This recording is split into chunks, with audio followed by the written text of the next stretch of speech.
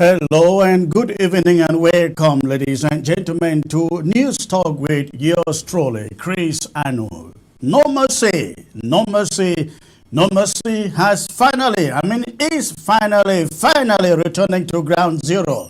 That is one of the breaking subjects that I bring to you today. So we'll be talking about the inferno that brought down the Bamenda main market. And also, of course, the main subject of tonight, Emmanuel in Salai at it again. Emmanuel in Salai at it again. He has exhausted all the courts, I guess, in the United States of America, and right now he takes the route to the International Criminal Court. We're going to see how he's going to do there in the Hague. So please stay tuned. This is going to be very, very exciting. Please, as usual, if you are watching by way of YouTube, Facebook, I expect you to please hit the share button and let us quickly populate the platform. This promises to be very, very interesting and, of course, educative. So please do me the favor, as usual. Hit your share button. Hit your share button. I say the numbers are still very low on Facebook. So please do me the favor, hit your share button. Let us quickly populate the platform. And as you do that, I will be right back.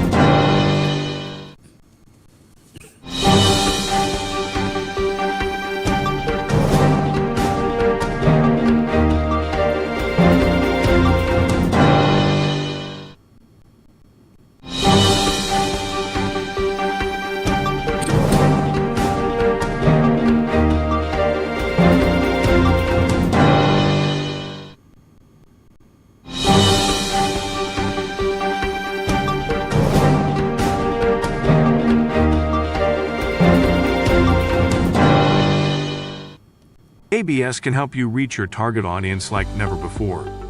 Advertising on ABS, you'll benefit from our extensive reach and dedicated viewership. We offer special advertising packages during primetime slots and popular shows. You'll also be featured on our social media platforms, reaching an even wider audience. Don't miss out on this opportunity. Take your business to the next level.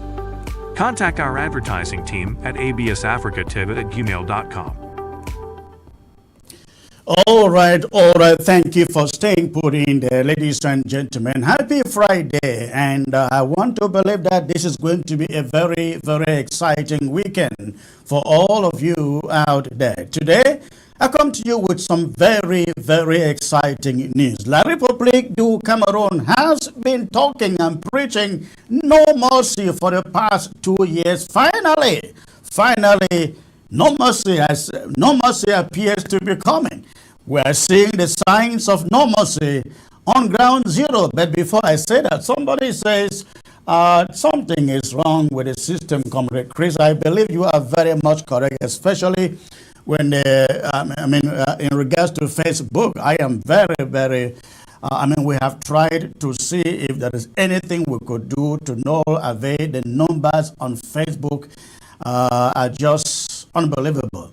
And meanwhile, in the meantime, YouTube has picked up, and the numbers on YouTube often twice beat those on the Facebook. I don't know what really the problem is. We try to navigate to a different Facebook page, but just no difference. And besides, we have close to 30,000 people, I think over 30,000 actually, subscribe to this Facebook page. Notifications do not go out. People don't get it. We've tried to see if something could be done, but nothing. But please go ahead and continue to hit your share button. Let's see how many people join. At the end of the day, we know YouTube is doing just great. Very, very great. So Let's get that information showing up on the other links. Let's get the information, the links showing up. Again, YouTube is great, it's just great. So let's keep on hitting the share button until we get to the hundreds, today. So, again, as you find on your screen, this is No Mercy returning. No Mercy, ladies and gentlemen. Returning finally on ground zero. I guess a lot of public should be very, very excited now. But no, not that quick. Not that quick, because the kind of No Mercy we are talking about here isn't what they expected, isn't what they preach. The kind of No Mercy that we've talked about here, the kind of No Mercy we see returning on ground zero, is the No Mercy that we had preached a few years ago. I mean, I preached it here. That's what I'm talking about. That is a No Mercy that is returning to ground zero. A lot of people to Cameroon who wouldn't love to see this, but they want No Mercy. This is exactly the situation on ground zero. You do not talk about reconstruction in times of war. A lot of people to Cameroon, reconstruction is all concocted to preach a sense of No Mercy, as if nothing, zero, is going on ground zero for the past 7 years. A lot of people to Cameroon concocted No Mercy is meant to say the war is over. But as you can see with your own eyes, this No Mercy is a No Mercy that proves that there is a war situation still going on in Amazonia. A lot of people in Cameroon cannot beat the evidence that you find on your screen. This is the No Mercy we're talking about in times of war. In times of war, this is what you expect. I understand that these trucks were burned down somewhere in Bafut, and some lot of people Cameroon military officers actually captured in the course of this. How can a lot of people Cameroon go ahead telling people there is no mercy on the ground? There is no mercy on the ground, in spite of what we see on the screen, ladies and gentlemen. How can they preach No Mercy in the presence of images like this one coming from ground zero? This is not No Mercy. This is a war situation. And I want to hope that they believe it. They cannot beat the evidence. They cannot beat the evidence. This devastation must continue on the ground. And I say it without any apologies. This devastation is what I talked about a year or so ago. And I said, we must make sure that in this war in Cameroon, infrastructure is devastated to the degree when people see the images, they can tell that, yes, this is a war situation. The moment they begin to see more images like this, thank God that we have our own television channels, because their own television channels, all the television channels, their newspapers, their radios won't talk about this, won't show this, won't present this to anybody. But we have our own networks. Thank God also for the social media. If their media channels do not show it, do not show the images, the social media is showing it, our own channels are showing it, the world is seeing it, the world knows there is nothing like No Mercy in the context of Republic of Cameroon going on anywhere in that country or in Amazonia. The only form of No Mercy that is going on the ground is the No Mercy that you see on your screen here. Destruction, destruction. And that is what that is what war war does. That is what you find in times of war. We have seen it, ladies and gentlemen, in the Ukraine. We have seen it in Palestine, that whole cities have been leveled down. Leveled down. How can you call that no mercy? Of course, it is not no mercy. It is war. And ladies and gentlemen, we must continue to deny La République du Cameroon this campaign of no mercy, this language of no mercy returning. When they begin to see these images day in, day out, we would have stopped them from preaching that message. But this is to say that La République du Cameroon, if they think that they can just continue with this war with impunity and kill people and walk away and hope that Ambazonia surrender. No, this is a generation of Ambazonia that will not surrender. This is a generation of Ambazonia that will not be bought. This is a generation of Ambazonia that will not give up, that will not delay, that will not postpone victory, a free and independent Southern Cameroons. Not until the both parties sit on the table and talk, dialogue, negotiation, and we'll figure out how we govern ourselves. It would never happen. This war will not be over until this happens. Until this has happened. And so if Cameroon can begin to live in the illusion of peace returning, normalcy returning, they are mistaken. They are mistaken. We must sit. Cameroon wants peace, as I articulated last week. Cameroon wants peace. Ambazonia needs peace. We need both to sit on the conference table and discuss like equal entities that came together in 1961 on equal basis. They had their territory. We had our own territory. They had their international boundaries. We had our own, we still have it, and they still have their own. But in the midst of this, they try to amalgamate, swallow us with their size and their population and their administrators.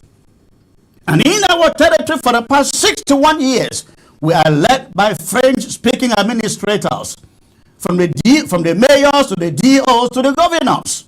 We have never had the privilege to elect our own people, not even mayors. Mayors are appointed by the hierarchy of the CPDM. That is why we say we never elected them. They are appointed.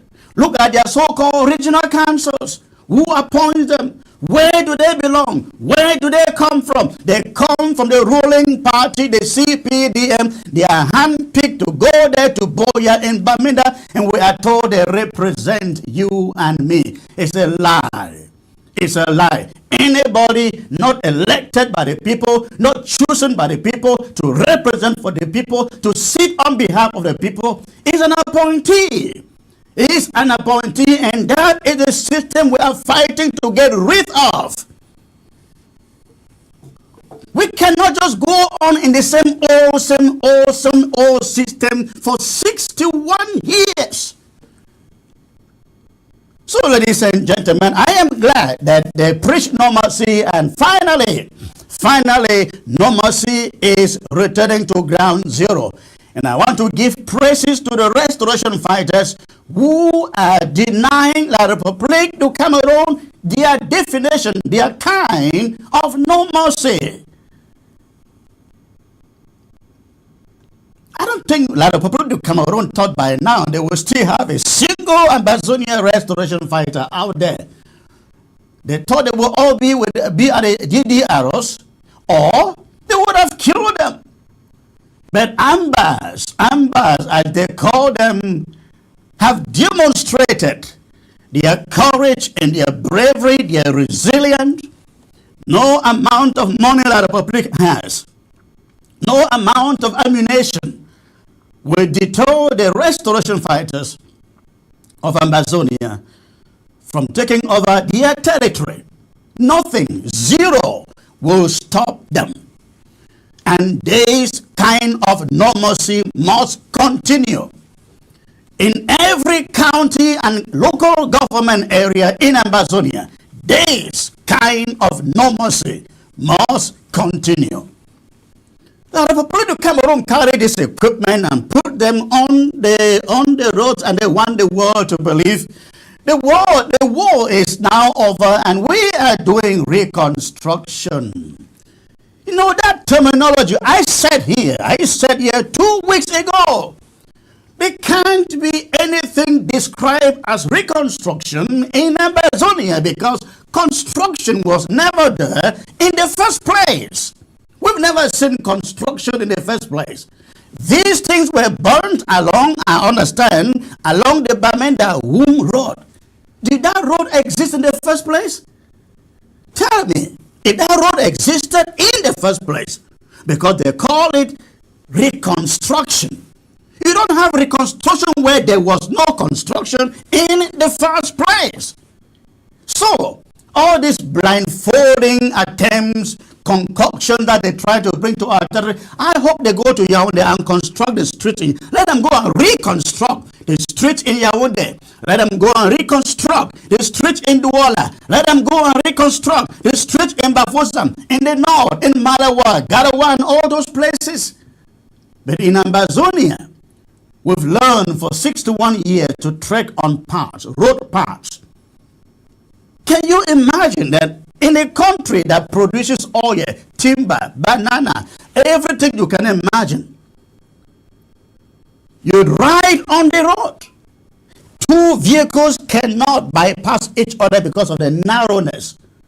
Because the roads were never constructed in the first place. So they now want to blindfold us and say the war is over. We want to develop your part of the country. We want to open you up. We want to give you what you are asking for. We want to make sure that we cancel your fears of assimilation and annexation and so on. We want to reconstruct your roads. Damn it. When we have a free and independent country, I like everybody on Ground Zero to listen to me. When we have our own independent and free country, it will take us no time at all to build our roads from Fako, from the Mongo to Inkambe. I have been telling people that I just wish the first president of Amazonia is a vision. It's a president with a vision. A president with a vision. Where we construct 4-lane roads, 4-lane express roads. That means 4 lanes each way from the Mongo all the way to Inkambe. You pass through Kumba, Mamfe, Batibo, Bamenda. Then you go to pass through Bambili. You go through Jakiri. And Ndab, Bui, all the way to Nkambe with the border of Nigeria. A 4-lane trunk road each way, 4 lanes. Think about that. Because I think that when we are constructing Amazonia, have you been to London? The streets or the roads in London, they are narrow, but they are not congested. Can you believe those roads were built about 400, 500, 600 years ago? And they are still functioning today. When we build in our modern country, we must build looking 100, 200 years ahead of time. Because I can assure you, after we've gained our independence recognized, ladies and gentlemen, the influx of the population from Nigeria and a lot of population to Cameroon, that will descend on our territory. In a few years, we shall be counting 15, 20 million people in Amazonia. That is why when we build our infrastructure, we must see ahead of time. You build a road that will still serve the people perfectly for 200, 300 years. So we build a 4 lanes each way, from the Mongo all the way to Nkambe.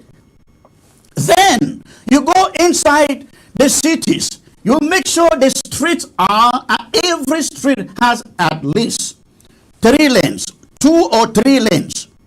You don't have to leave Batibo and you are going to Mendankwe. If you don't have to pass inside the city of Bamenda, there should be a flyover from somewhere around Bale Park that flies through the over the city all the way up station, takes you to Mendankwe. You should have nothing to do with downtown.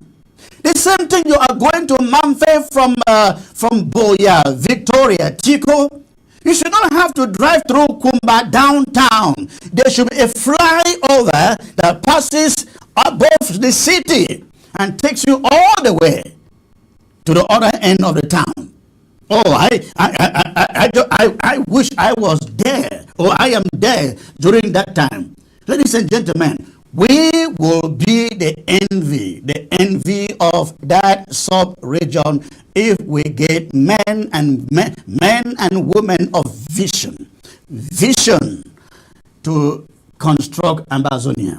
And that is why for now, for those who say, oh, look at equipment that is meant to build their roads, to develop their roads, to reconstruct their roads, they are burning it now. I say, listen to the sound of my voice. This equipment is not meant to reconstruct any roads. The roads were not there in the first place. They are meant to placate you and me, and of course the people in the international community, that finally the war is over and we are rebuilding. No, ladies and gentlemen, there is no rebuilding until we've sat on a round conference table with La République du Cameroon to decide on the terms of the conflict. That is when we can maybe allow some construction, not reconstruction. Even when that war is over, we talk about construction, not reconstruction. That is the terminology. Again, that is no mercy. That is a no mercy that is returning to ground zero. That is it.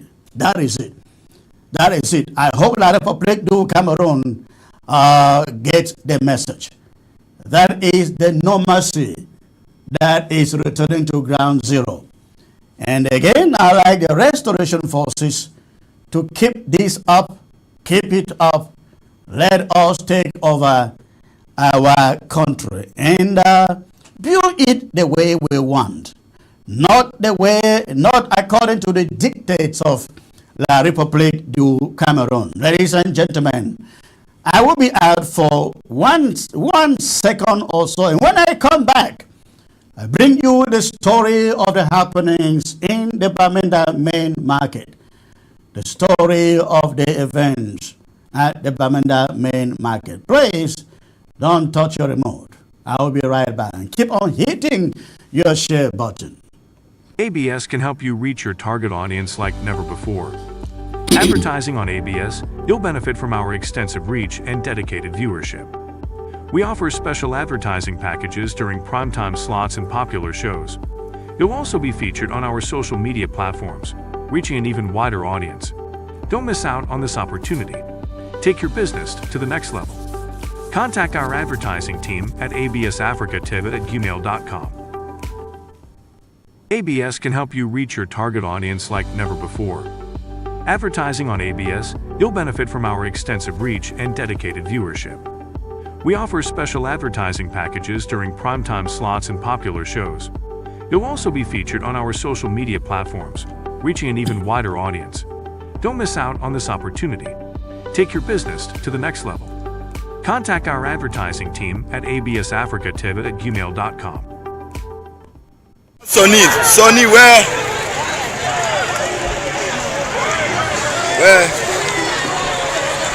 See Sonny Shobo, where? Sonny, where?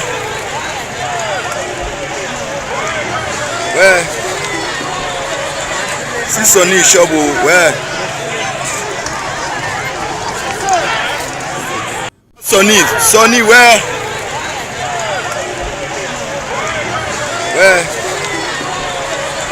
See Sonny Shobo, where?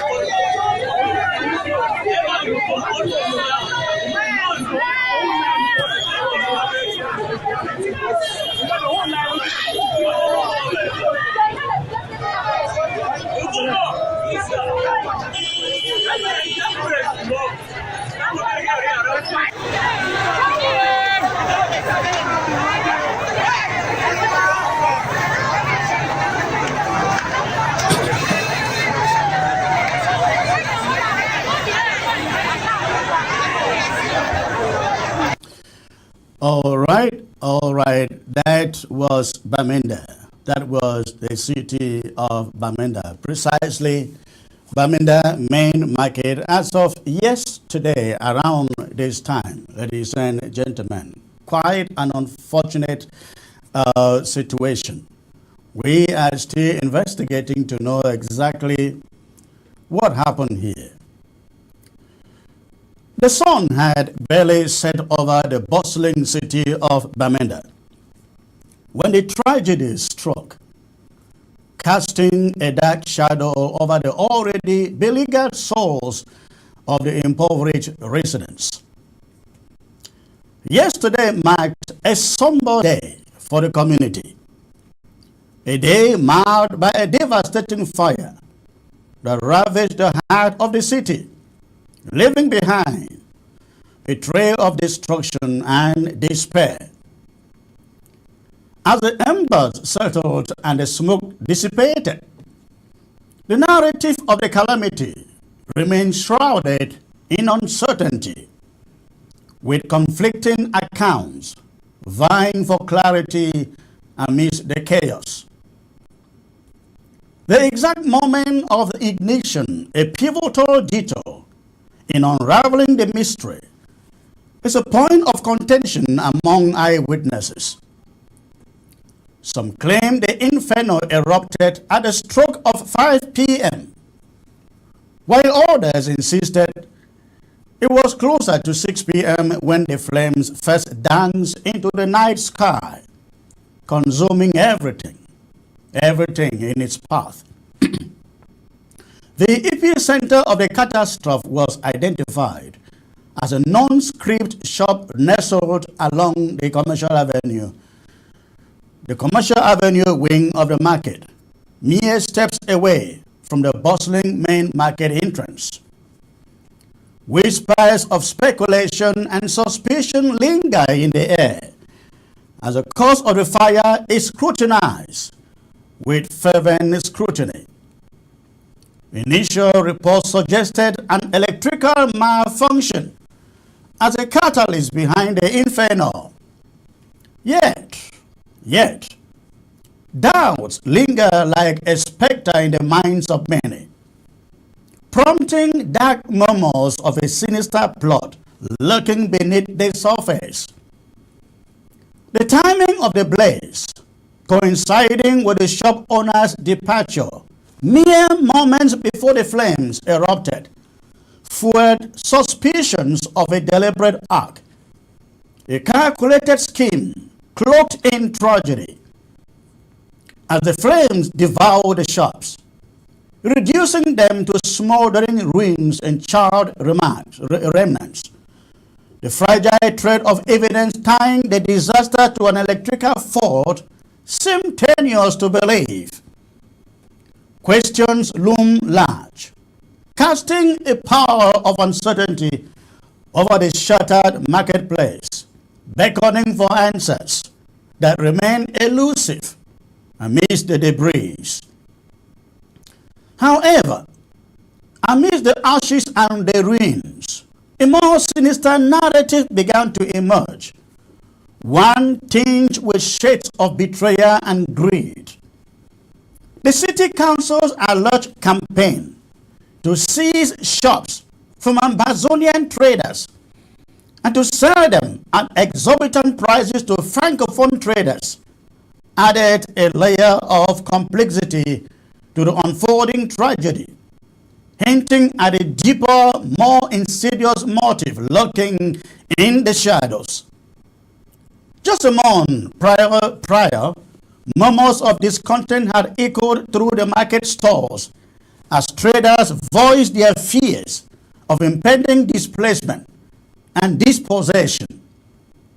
The specter of their livelihoods being snatched away loom large, casting a pall of uncertainty over their future. Could the fire that razed their shops to the ground be intricately linked to this sinister plot of displacement and profiteering by the Bamenda City Council?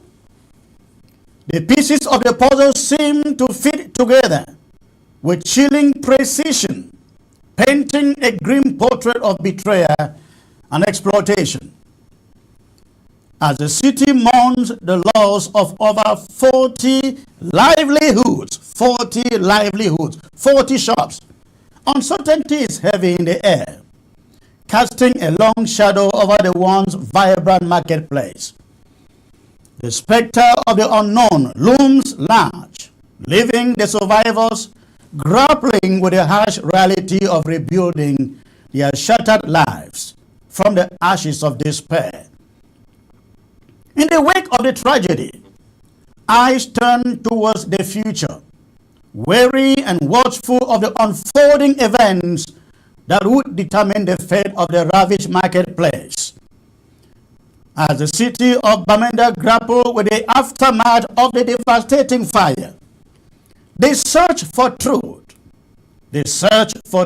and justice, begin the quest for closure amidst the ruins of shattered dreams and broken promises.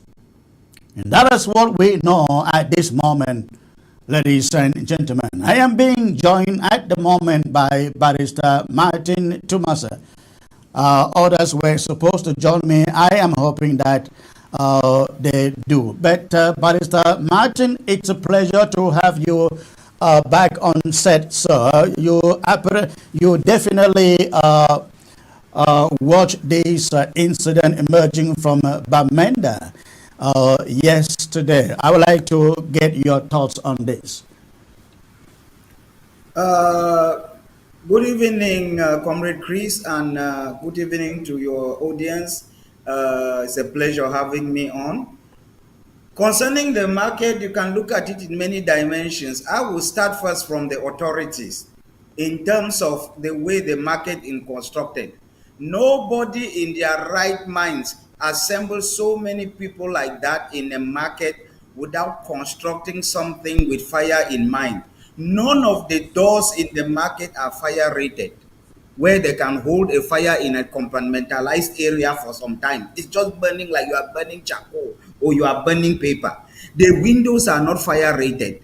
Secondly, the council has been taking rents, exorbitant rents for those places for donkey years, since the 60s. It has never occurred to the council to simply put sprinklers, mere sprinklers, so that if something happens like that, water pours from the sprinklers and stop this fire. Before the fire brigade comes, there will be very little fire they quench. There is no fire rated door there. There is no fire rated window. There are no sprinklers. There is no even insulation or anything. It's like somebody is building in the village in this modern age, and infrastructure like this, where you have both content and buildings running into billions. When Sonara caught fire, they just discovered, first of all, secondly, the council, we are not sure they have insurance. How would you have a structure like this? We're not even sure there's insurance. When Sonara caught fire, they realized they had not renewed the insurance for months. That's why they are still stranded there. Has anybody checked to see the council, do they even have? I'm not talking even about content insurance. I'm talking brick and mortar for even just to repair the buildings. Do they have the money? So this thing will lie there for so long until they will try for Yaoundé to give the money to come and rebuild it. That is the first part. The part of the urban council, they are a disaster for infrastructure, for assets like this. They have no knowledge of managing assets. They don't even have the knowledge of constructing the assets. Their concept of fire is so poor. That is the first part. Let's go back now into the part of the actual fire itself. This fire, the timing in terms of 5 o'clock or 6 o'clock, it is the chances that an Ambazonian came into Commercial Avenue with all the military in that area where the Congress Hall is behind the market. It is an army camp. there to pass in, go into the market at 5:06, prepare his fire and burn the place is very slim, to be honest. It's either the electrical fault they are saying, or secondly, it is done by the military themselves who are in that area and who like this type of things, maybe to increase their budgets. They're coming from Yaoundé. I don't think the timing, if Amber was involved in this, they would have stayed in the middle of the night, 1 o'clock, 2 o'clock, they come and climb into the market. Go in there now, have their time to prepare a fire and burn this place, and then climb out and go away. Nobody would stop them, nobody will see them and the rest. But 5 o'clock, no, I don't think it's anything to do with Amber. Thirdly, when you have disasters in the north, the government, particular Paul Biya, sends money to compensate the victims. I can tell you before God and man, Biya will send not a penny to these Bamenda people suffering. The disaster happening in this colonized area where they are suffering under subjugation, annexation and colonization, the government will just turn a blind eye, say everybody for himself, God for us all. They will not send a penny to help these victims, which is their right. They're sent to the north when they had some floods and the rest. Let's wait and see whether government would give any money for these people to start their lives back as they do in the francophone areas who have nothing. So it's a disaster of a monumental scale which has befallen Bamenda. I put the blame on the urban council and their government. And then secondly, if government says, if it is done by anybody, government, it says there's normalcy and there's security. Where is the security? Where is the normalcy? So there is a serious problem here, Comrade Chris. Of course, there is a serious problem there, but I like us to kind of dig deeper into the circumstances surrounding the entire incident. I am told that this fire started in a shop very close to the main gate, the Bamenda Market main gate. I'm sure you know that that main gate, how saturated with people it is, how busy it is. Now, I am told the owner of the shop had just left the shop. In fact, I have a video in which somebody is shouting at the top of his voice, "Oh, he just left, and the shop caught fire." I have that video. I just cannot figure out which particular one it is, but we have it here on set. Okay. But somebody is shouting, he just left, and the shop caught fire. Now, some people say the fire started at 5. I got some other report that says it started at 6 p.m. Whatever the case, if the shop owner just left the shop, and assuming it wasn't up to 30 minutes that the fire escalated, I don't know. And then they are saying that the cause of the fire is linked to electric malfunction. Let me ask you, I just want you to play the devil's advocate here. I mean, you have no clue. But when there is such a level of an inferno and everything is burnt, how do you go about saying this thing was caused by electric malfunction? How can you be sure of that? I leave it to you to try. No, Comrade Chris, they are not saying they are sure. What they're doing is they are eliminating the possibilities. They enlist the possibilities that it is arson. They said no, at 5 nobody could. The guy just left and Amber could not have come and done it, so we eliminate Amber. Then they go to the next one. It could have been done by the neighbor. They eliminate it. So at the end, they end up with the possibility of electrical. It's just the only possibility which, after eliminating different ones, nobody is sure. Nobody has carried out a forensic analysis or a forensic this thing. Nobody has gone there to check whether there's a petrol can there or nobody has done anything. It's just guesswork, like I sit me and you guessing here. It might be electrical. Cameroon, you know, they are very inefficient. They cannot carry out a proper investigation in anything. Even if they give the money to carry out, somebody will eat it, and the thing will not. They will just write his own report. I don't think it's guesswork, Comrade Chris. They don't know. Yeah, I guess they don't know. That is assuming it is truly an accident. Truly an accident. Yes. Now, No, even whether it is amber, they still don't know. no, no, They no, are no, no. just You see, guessing. I will not even dare mention Amber here. Why will Amber burn their own market that has been there from time immemorial? That is what Yeah, the it's not people on interesting the with amber. ground are using to help themselves. It is their livelihood. Amber will not go close to that. That market has Yeah. nothing, zero, to do with La Republic du Cameroon. But let me tell you something. We are told that over 40 shops having burned down with this fire. A month ago, we began getting reports from traders inside that market that there is pressure on them. The Bamenda City Council is hiking the rent they pay. So if you are owing rent, the Bamenda City, not all your owing rent, when your lease expires, the Bamenda City Council hikes your rent. So when you are not able to pay, they kick you out. But guess who they want to sell the shops to? To the Babilities, the Francophones. So last month, somebody wrote to me and said, Comrade Chris, you people have to do something. The Bamenda City Council is attempting to kick us out. They are building new sheds in the market, and they don't want us to go back into our old sheds. They are renting the old sheds and the new sheds only to Francophones who go to the city council, put down a lot of money.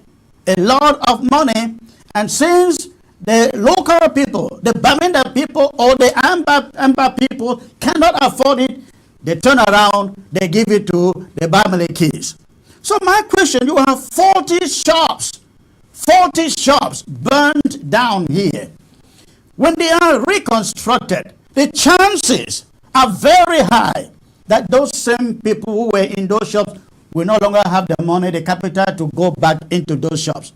Who is going to rent that shop? I think we have to put an eye on who rents those shops after they are rebuilt. Give me your take on this. Comrade Chris, this issue is not an issue of rocket science or anything.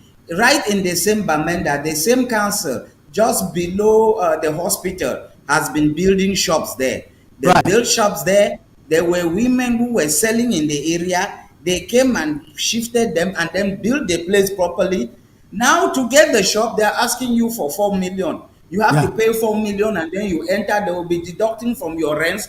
And They then when the ask, 4 million is they over, ask you those exorbitant, they ask our people those exorbitant sums so that when they say they cannot afford it, they hand it over to Francophones. That is how the Bamenda, they call it food market, at the fish pond, is essentially owned by Francophones, I've been told. Go on, sir.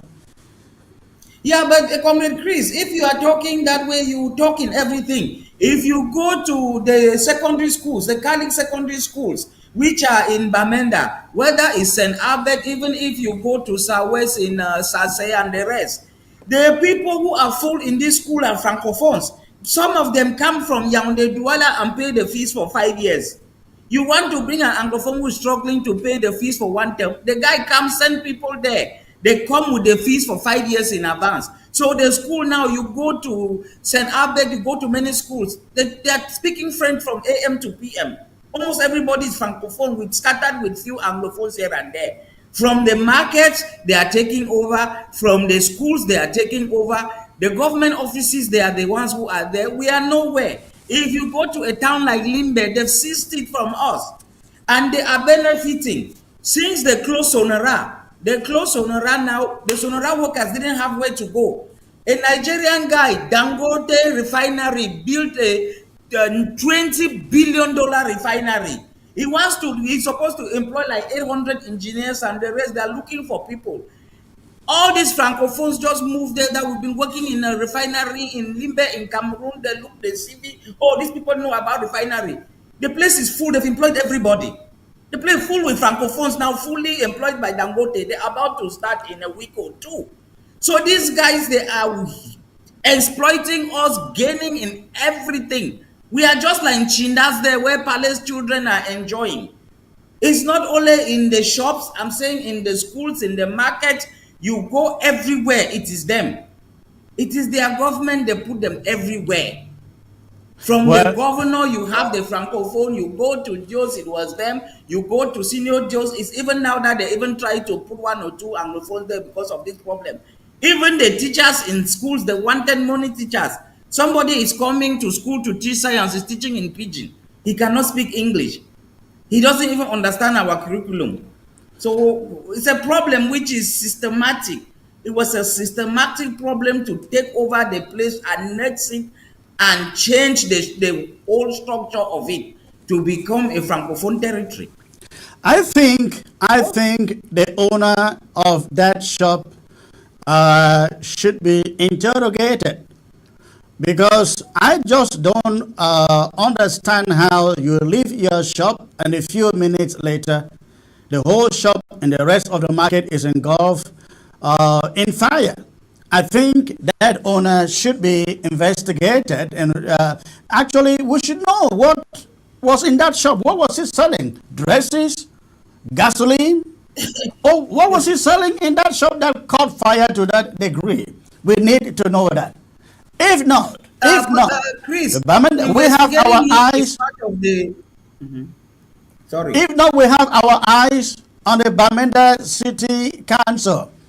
We want to see to whom they resell or rent those shops. Comrade, let me bring in Mike Barretta, who has just joined to contribute to this before we move to the next story. Mike, I'm sure you watched the inferno in Bamenda yesterday, and give us your take on it, sir.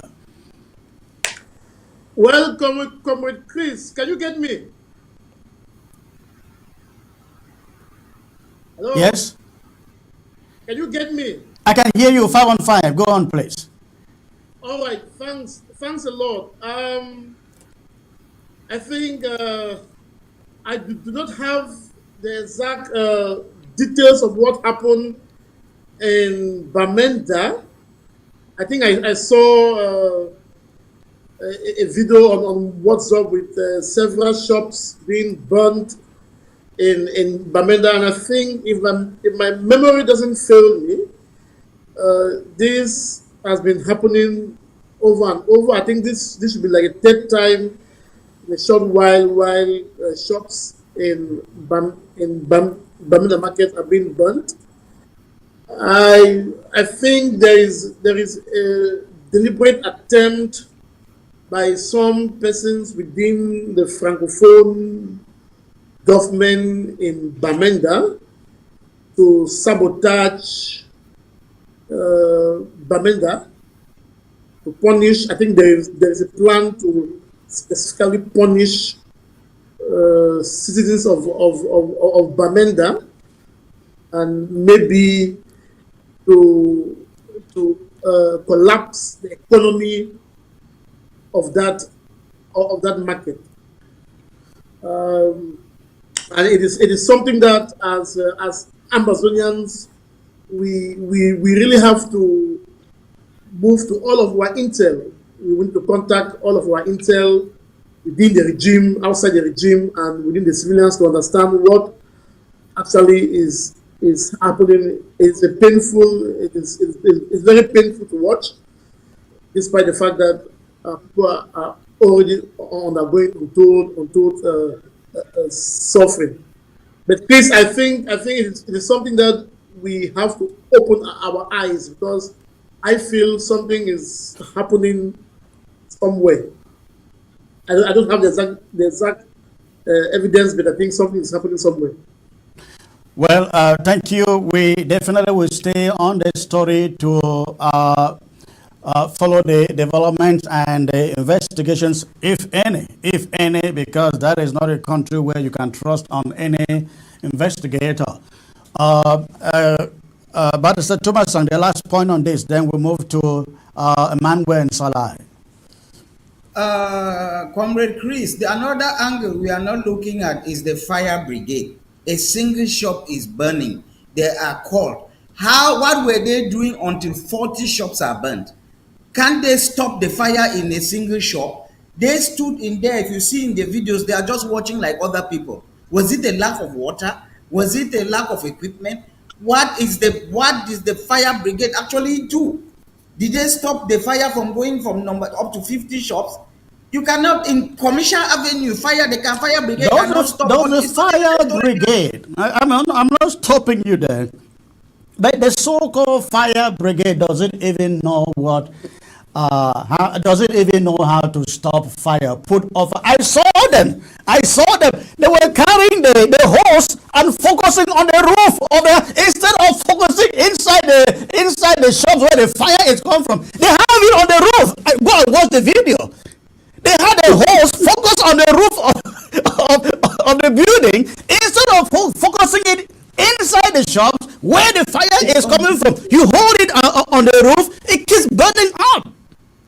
So I was just laughing the so-called fire brigade. That is no fire brigade. They didn't know what they were doing. Well, so, Comrade Chris, it's like a comedy of errors. The council built the thing wrong. The people who are supposed to put the fire is doing it wrong. The managing wrong. Yeah, everybody is doing it wrong. It's a disaster waiting to happen, and it happened, to be honest. Yeah. Well, thank you. Please stay put there, and I will be right back. And when I come back, I will take you guys to Emmanuel in Salai. Emmanuel in Salai is at his old game again. Please stay put. ABS can help you reach your target audience like never before. Advertising on ABS, you'll benefit from our extensive reach and dedicated viewership. We offer special advertising packages during primetime slots and popular shows. You'll also be featured on our social media platforms, reaching an even wider audience. Don't miss out on this opportunity. Take your business to the next level. Contact our advertising team at absafricativ@gmail.com. ABS can help you reach your target audience like never before. Advertising on ABS, you'll benefit from our extensive reach and dedicated viewership. We offer special advertising packages during primetime slots and popular shows. You'll also be featured on our social media platforms, reaching an even wider audience. Don't miss out on this opportunity. Take your business to the next level. Contact our advertising team at absafricativ@gmail.com. ABS can help you reach your target audience like never before. Advertising on ABS, you'll benefit from our extensive reach and dedicated viewership. We offer special advertising packages during primetime slots and popular shows. You'll also be featured on our social media platforms, reaching an even wider audience. Don't miss out on this opportunity. Take your business to the next level. Contact our advertising team at absafricativ@gmail.com. All right, ladies and gentlemen, I take you to this other story that is trending in La République du Cameroon. Lots and lots of excitement in the media in La République du Cameroon over one more frivolous lawsuit that is being advanced by the fellow you find on your screen, Emmanuel in Salai. Emmanuel in Salai has a legal practice based somewhere in California. I don't know whether he is U.S. citizen or just living in California. For the life of his firm, for the life of his practice in the USA, I have not known him to win a single case. However, in spite of that, he is in good hands. He is very much in good hands. At the advent of this war between Ambazonia and La République du Cameroon, Emmanuel Salah essentially found a new way of making money. Whether the cases have merit or not, he just have to file the cases knowing that the money is not coming from his pocket. The money comes from La Republique du Cameroon and he lives out of it too. And so after after suing yours truly in California twice, after suing, I think he also sued, I think Eric Tato. He sued Tapine Ivor, I think, and some others here in the USA. And he won zero of those cases. But in Cameroon, he is known as this purveyor in the diaspora who is fighting Amazonian leaders. Where are his results? Where are his victories? No, they don't exist. And so maybe after exhausting his outreach in the United States courts, he now came out with another frivolous lawsuit, this time targeting Amazonian leaders and activists in Europe and in Africa, taking them to the International Criminal Court. Now, if you read the poster that I put out there, the title was Emmanuel Salah, the loser, drags Cameroon to the ICC. That title was meant to be a mockery to him.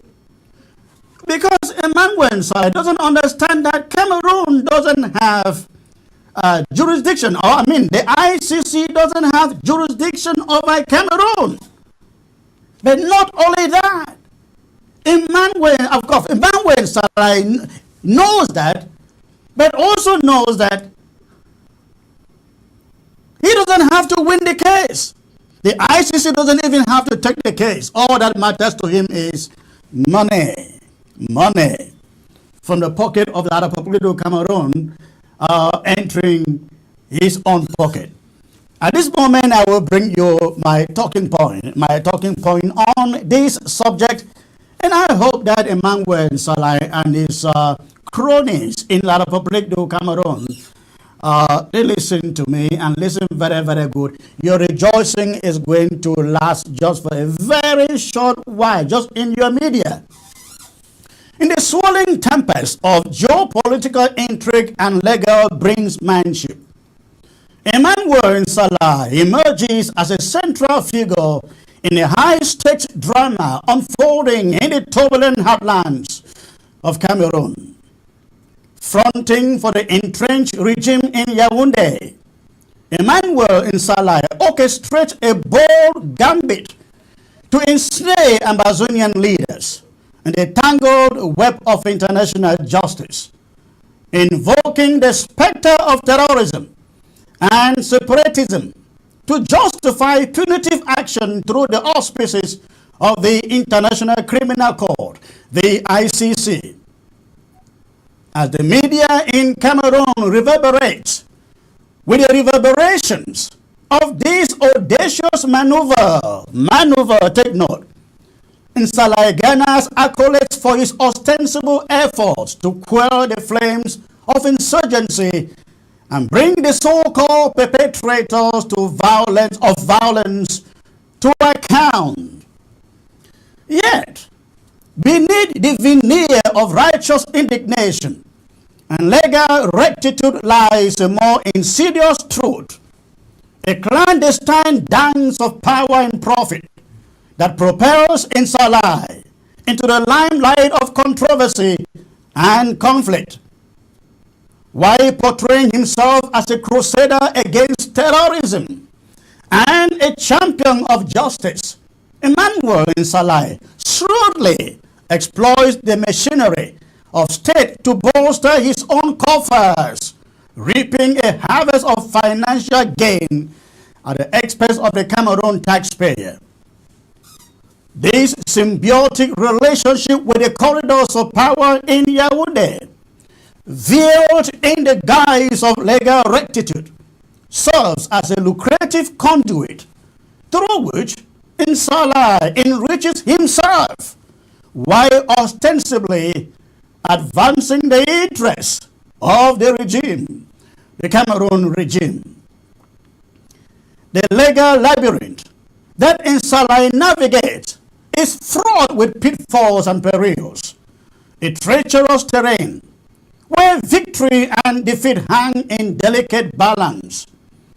His previous forays into the judicial arena, particularly here in the United States, have yielded a litany of setbacks and failures, exposing the fragility of his legal stratagems and the limits of his influence.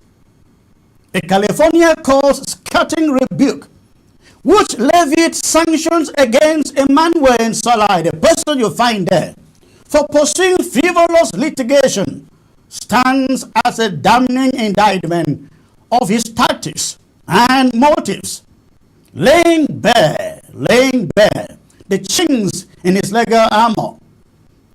In his relentless pursuit of Amazonian leaders, NSAHLAI wields the sword of litigation with a zeal bordering on obsession, intent on subjugating his adversaries through the mechanisms of international law.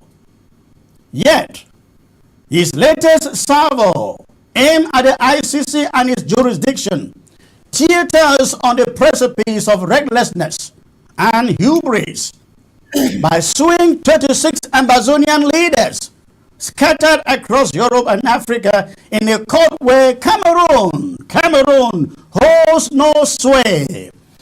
NSAHLAI ventures into uncharted waters, testing the limits of his influence and the bounds of international law. The ICC, a formidable arbiter of justice on the global stage, stands as a formidable adversary in NSAHLAI's legal gambit. Its mandate and jurisdiction posing a formidable challenge to his designs. Should the court dismiss his case on grounds of jurisdiction, NSAHLAI's grand stratagem will unravel in ignominy, exposing the fragility of his legal machinations and the hollowness of his claims. Conversely, if the ICC entertains his case, a Pandora's box of consequences may be unleashed, casting a harsh light on Cameroon's own crimes and implicating the regime in a web of accountability and culpability. The dual-edged sword that Emmanuel NSAHLAI wears in his quest for retribution cuts both ways, ladies and gentlemen. Its blade sharpened by the twin forces of ambition and avarice. By invoking the specter of international justice, he risks not only his own credibility, but also that of the regime he purports to serve, opening the door to a cascade of consequences that may well prove his undoing. The intricate dance of power in politics that unfolds in the corridors of the International Criminal Court holds within its folds the seeds of both triumph and tragedy, a tapestry of intrigue and betrayal that binds together the fates of nations and individuals alike. The principle of complementarity underpins the operations of the International Criminal Court, conferring jurisdiction only in instances where a nation is incapable or unwilling to prosecute crimes within its borders. Nonetheless, notable exception exists where non-signatory states to the Rome Statute, which established the ICC, have successfully engaged with the ICC. In 2014, for example, Ukraine, though not a party to the ICC, consented to the court's jurisdiction, enabling investigations into the alleged offenses within its territory, notably those stemming from the 2014 Ukrainian Revolution and the Eastern Ukrainian conflict. Similarly, Palestine, lacking status as a state party to the Rome Statute, invoked a declaration in 2014 accepting the ICC's jurisdiction over purported crimes committed in its regions post-June 13, 2014. This bold move prompted the ICC to launch inquiries into alleged war crimes and crimes against humanity in Palestinian territories, including Gaza and the West Bank. These compelling instances underscore that nations, countries outside the Rome Statute's fold can, under specific circumstances, embrace the ICC's jurisdiction. This strategic maneuver empowers the court to investigate and prosecute crimes occurring within their domains, showcasing a nuanced interplay between international justice and state sovereignty. As the shadows lengthen and the stakes escalate, Emmanuel Nsalai finds himself at a crossroads, his fate entwined with the swirling currents of history and justice. The echoes of his actions reverberate across the landscape of Cameroon, a statement to the enduring power of ambition and the perilous allure of power. In the crucible of conflict and contention, Emmanuel Nsalai stands as a figure of both fascination and revulsion, a harbinger of change and upheaval, whose legacy may well be written in the annals of time. And that is my talking point on this subject, ladies and gentlemen. Let me start with you, Comrade Barita, if you are still there. I don't see you. Okay, I see you there. Yeah, no, you are among the 36. You are among the 36 being sued by Emmanuel Nsalai. 36 of you, some of you in Europe, most of you in Europe, and others, I see some in South Africa. Tell me, how are you taking this feat by Emmanuel Nsalai? Are you afraid? Are you so concerned? Are you so worried you're going to be leaving the struggle soon? Come with Chris. You know, like you've said, Emmanuel Nsalai is looking for a means to enrich himself. I am thinking, you know, the war to those in Cameroon is a means for them to enrich themselves. Why for us is to have a liberation, to free our land. And so for them, those in Cameroon who want to prolong the war, and all these Cameroon apologies like Emmanuel Nsalai, for them, the status quo should continue. Because it's an avenue for them to milk Cameroon government. So I'm thinking he has a connection within the Cameroon government. Someone has said, you know what can we do? You've been selling for a while. What can we do so that we can claim out? It's a project. You know how people write a project? Yeah, it's a project. That is an app description. Yes, it's a project. And so he may have given a bill and said, listen, I think we can try this. You know, we can do this. And behold, he tactically avoided calling comrades in Canada, USA, and the rest. Remember, Tapan Ivo won him in USA court and even made him to even pay his bills. So he tactfully said, okay, you know what, I'm going to concentrate to those in Europe, I think, and Africa, which to him, I think, he's thinking that it's a fresh ground for him to milk Cameroon. Yeah, Cameroon. it's a fresh avenue for him to milk Cameroon. It's a fresh avenue. He doesn't even know how the ICC works, and he doesn't even know that Cameroon is not even a signatory of the ICC. You see,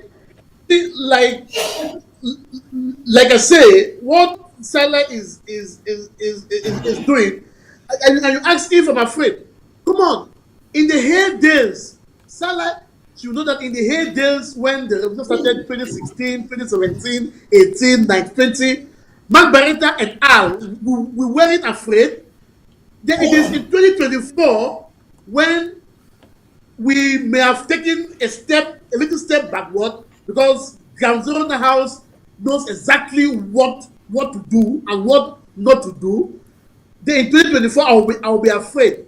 If I wasn't afraid in 2016, 17, 18, I'll be afraid in 2024 when La République has murdered thousands and millions of my people. So you see, anybody who saw that will laugh. And most of the names, I seem not to even recognize most of the names. Maybe also someone is trying to seek for asylum, and they may have paid him to include names somewhere, just make it public, so that if I take and say, you see, I can't go back. This person for Cameroon is already championing me when I'm innocent. So I'm trying to think along that line. He may be trying to help some people for asylum issues, because most of the names I don't recognize most of the names, or probably I recognize few, Joe Ayaba and the members of the EGOC also. So Salah is wasting his time. Cameroon is wasting his time. In fact, I'll even be happy for the ICC to entertain this case. I'll be very happy, because that will project Amazonia internationally onto the map. Cameroon, we have to first of all ratify the Rome Statute, the statute. Cameroon will have to prove that she has jurisdiction over Amazonia. So before even coming to discuss so-called how do you call it, crimes of humanity or what, they will have to settle the Amazonian question. So for me, I think God works in very marvelous ways. So it is just a means by Salah to he's a slave boy. His mother is from Ewondo, as I heard from Yaoundé. So he's a typical Cameroonian. A typical Cameroonian. I hope he's watching, and I hope his surrogates are watching. And like I said a few days back, if they think that some of us we apologize for defending, for preaching for our people to defend Cameroon, they don't even know why we got into this. And I've said it. I've said it properly in most of my audios, in my statement. I'm not hiding. I'm not hiding. We will continue as much as is practically possible, as much as we brief, to ensure that we supply Ground Zero self-defense forces with the necessary materials to defend themselves and defend the community, because that is an inalienable right given to us by God. Thank you. Have you spoken to some of the other people who are in his list? And I've so not. what are they saying?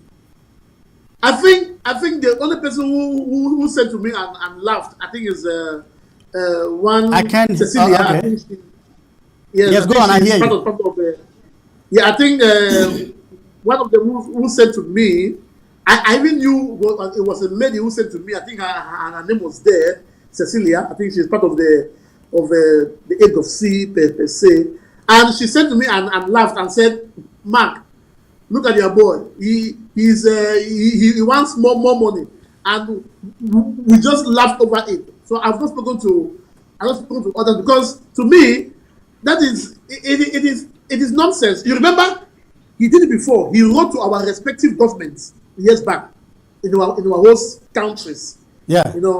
Telling them to act against us. Is it the first time he has done this?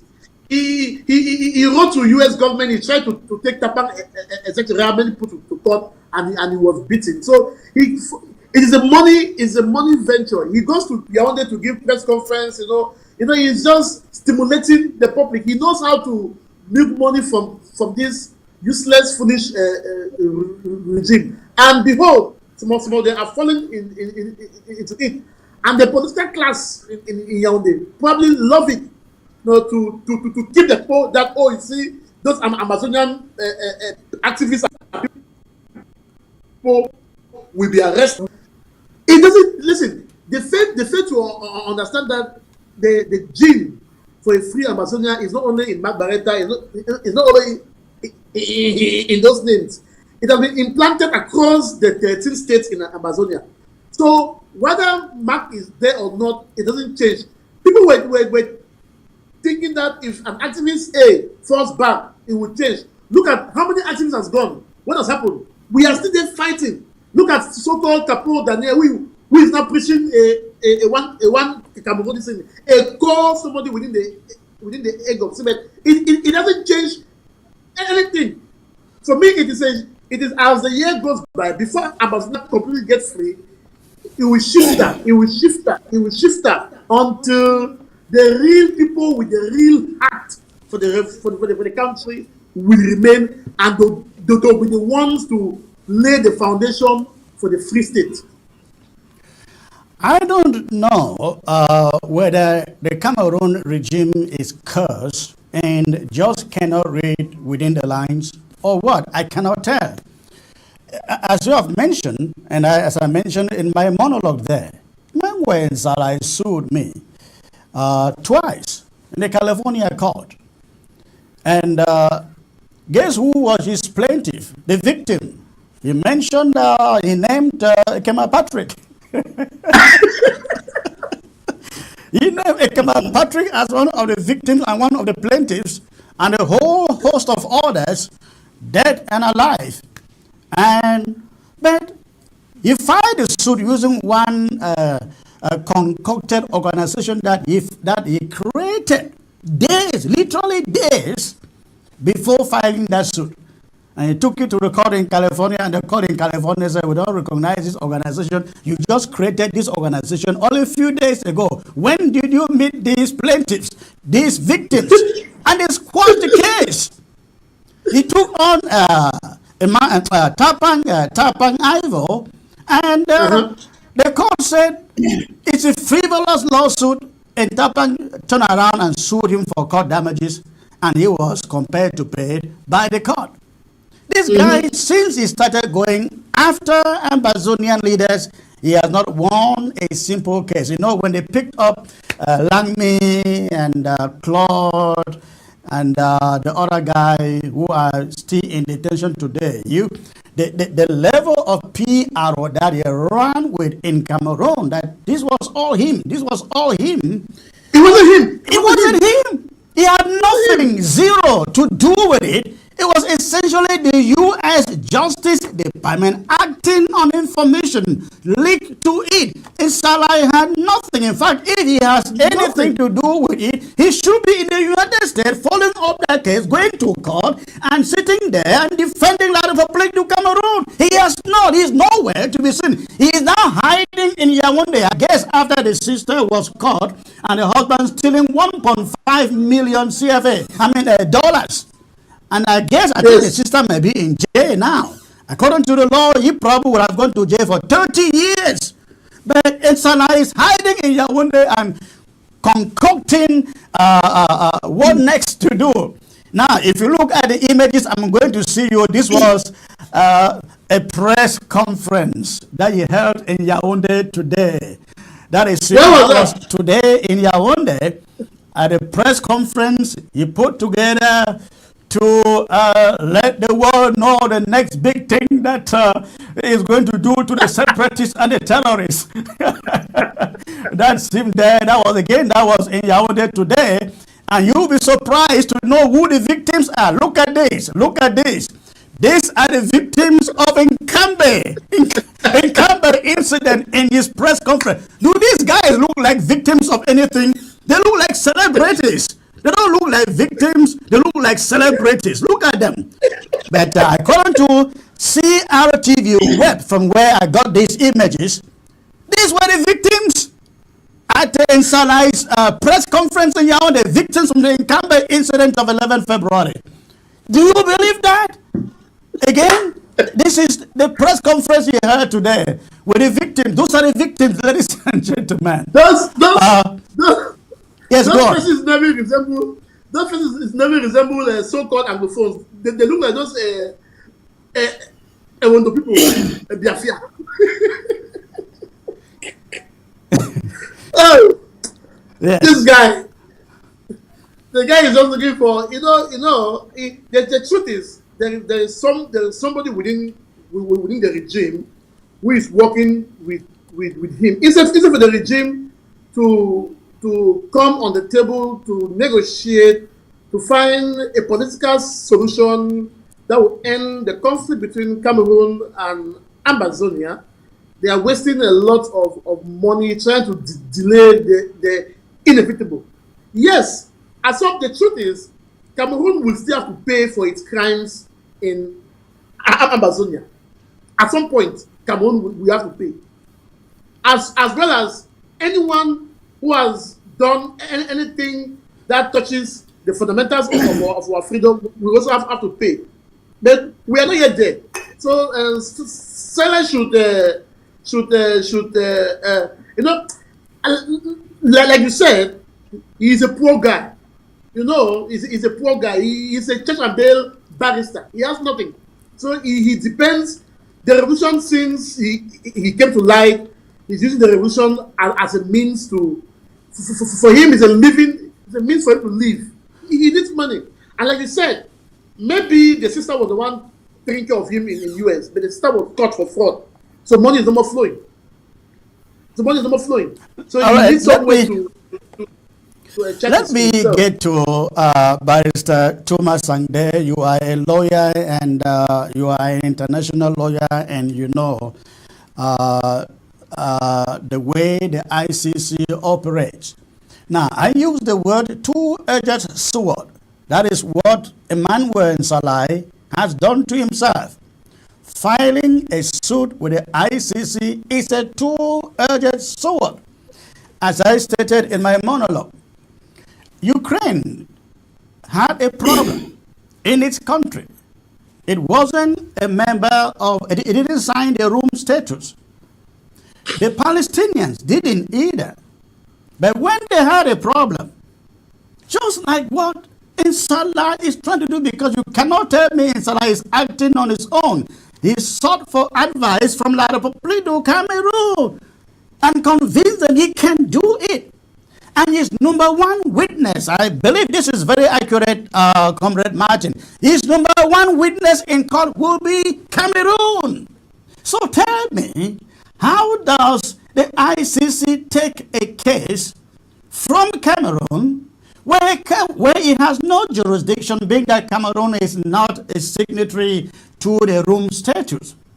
But then, the other side of the sword, if the ICC should take a case coming from Cameroon, dealing with Cameroon, terrorists in Cameroon or separatists in Cameroon, isn't Cameroon now open for litigation from some of us out here? Are we not now open to say, okay, Cameroon is now, by virtue of admitting the jurisdiction of the ICC, a member state of it, and so now we can turn around and sue them for their own crimes.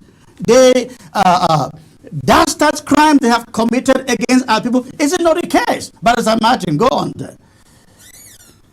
Comrade Chris, just to start, you mentioned Palestine and how Palestine accepted the jurisdiction of the court or was admitted. You have to understand that Palestine has observer status in the United Nations. It's not a member state, but it has observer status. You have things like the Vatican is not a member of the UN, it has observer status. Switzerland used to have observer status, but recently they actually joined the UN. Malta and the European Union. The European Union by itself, you cannot really say it's a country, but they have observer status.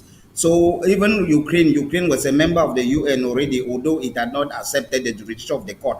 So I'm not sure whether a country which is not a member of the UN and not even doesn't have observer status can easily accept the jurisdiction of the court.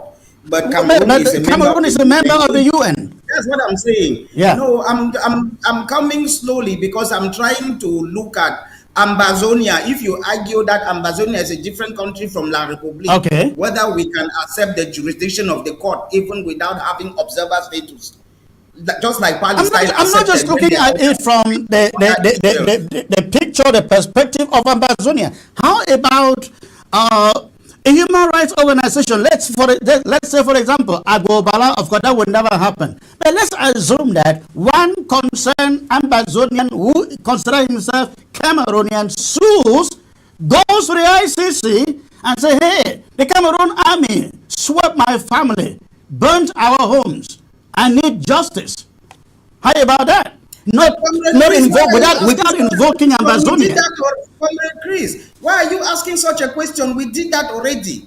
In 2017, Ambazonia submitted a petition in the International Court of Justice against 11 La République du Cameroun personnel for war crimes, crimes against humanity, and all right. That petition was signed by Carlson Anyangwe, Sisiko, Tassang Wilfred, Milan Atan, and Caroline Chingang. Caroline Chingang, I don't know whether it's Mangang or whoever, but the name on that document was Caroline Chingang.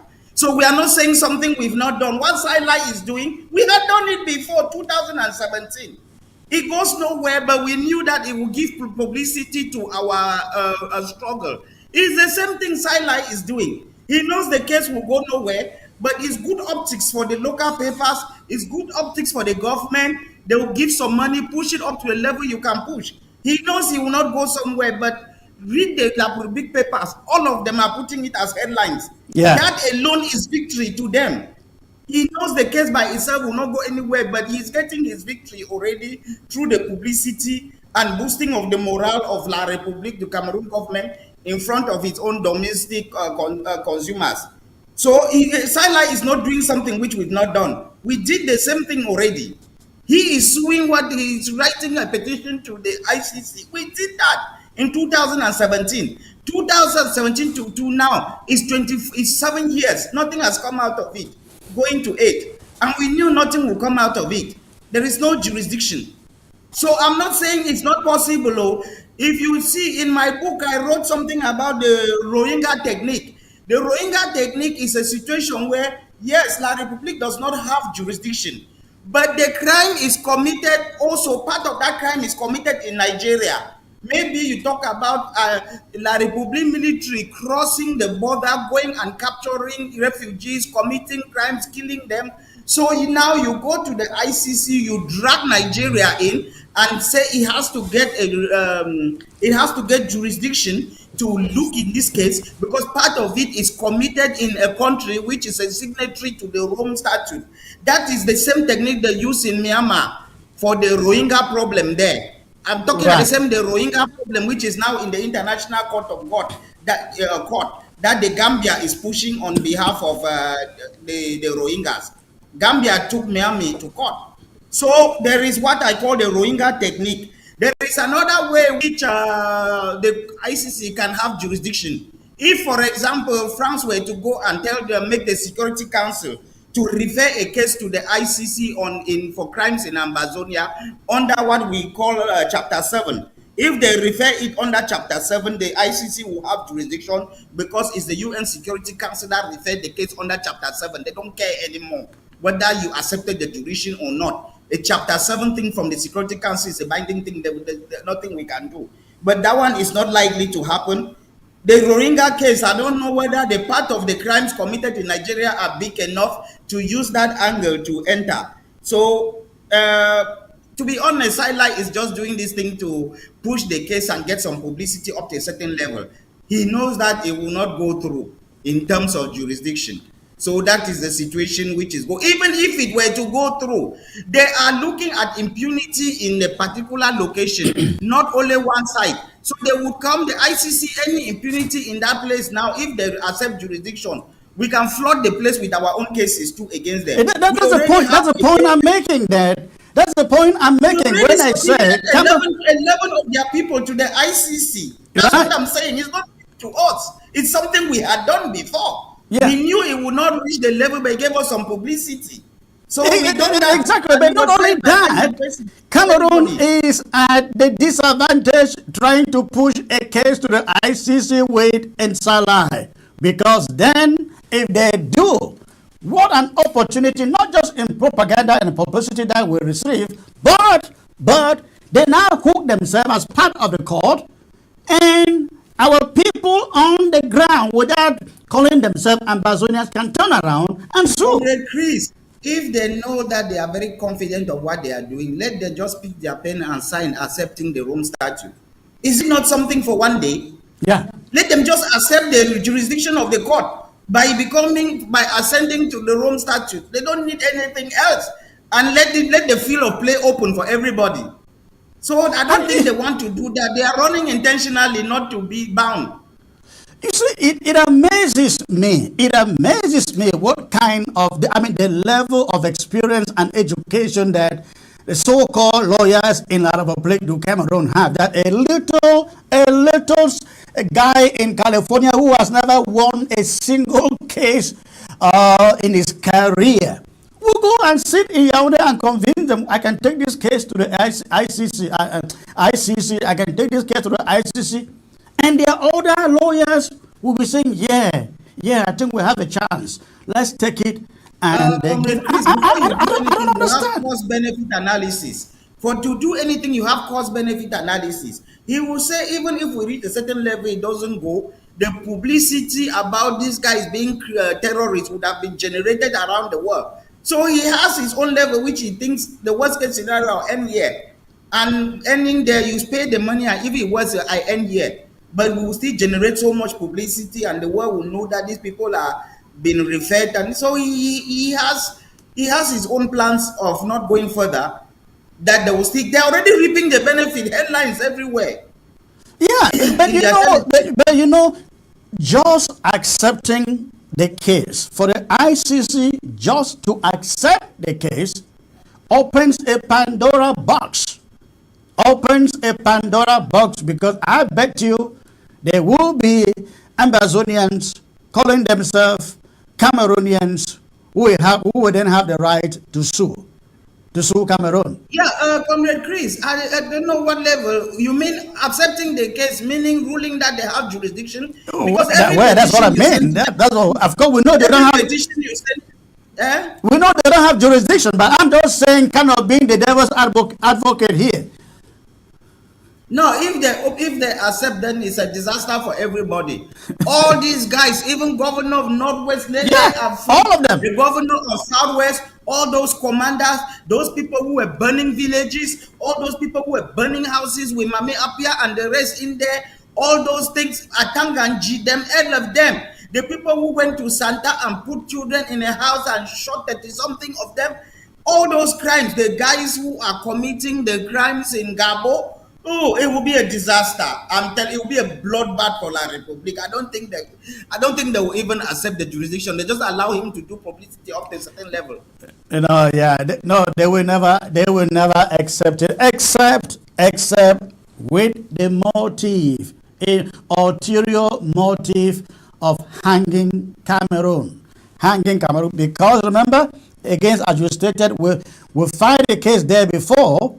And of course they wouldn't take it because, as in your word, Ambazonia is not recognized by the United Nations and essentially not recognized as a state.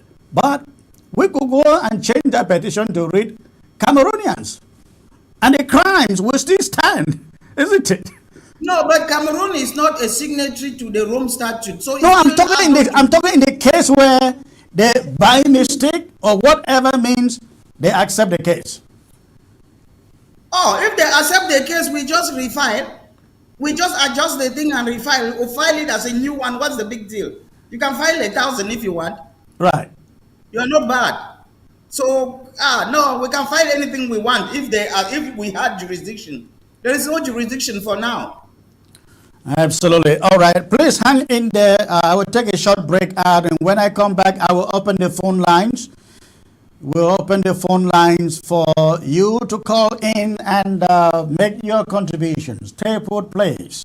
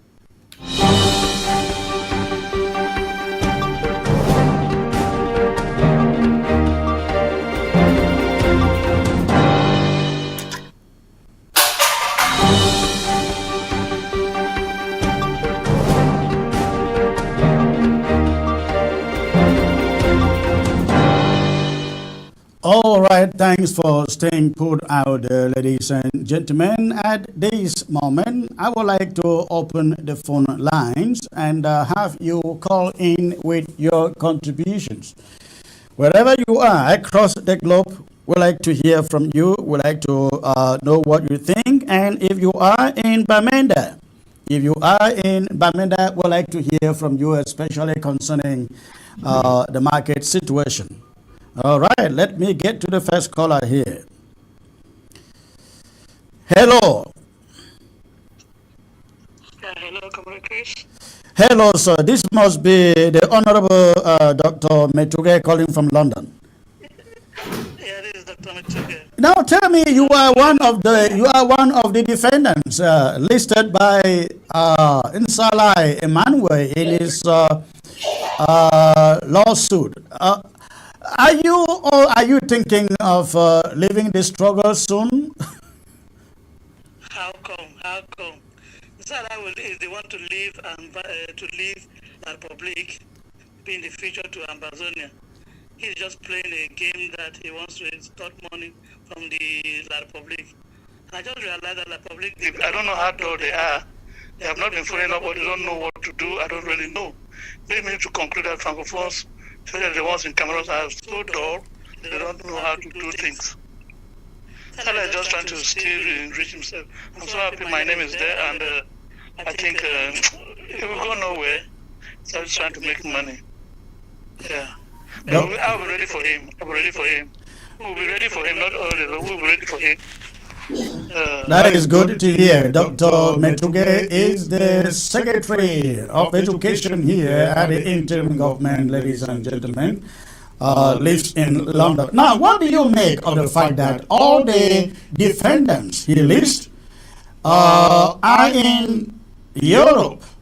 And I think I saw some in South Africa. There is no person listed from the USA. What do you make of that? Yeah, I think because he tried USA, he tried them and he lost everything. And he's just trying to find new grounds to make money to melt the Republic. So this time he decided to come to the mainland in Europe and Africa. So, but he will go nowhere. Man is just trying to make his money, and I pity the Republic. I pity them so much. We are ready for him. Especially me, I'm ready for him. And I'm waiting for my own letter to come from the act. No, I don't think you will ever receive one. Yeah, I'm waiting. No, none of you will receive a thing from the ICC. None. It's a smart guy. He's just making his money. He knows that those things go nowhere. Nowhere. He's dealing with fools in Yaoundé. Yeah, that's what I realized. He's dealing with fools. Amazonia should be hopeful. Should be hopeful.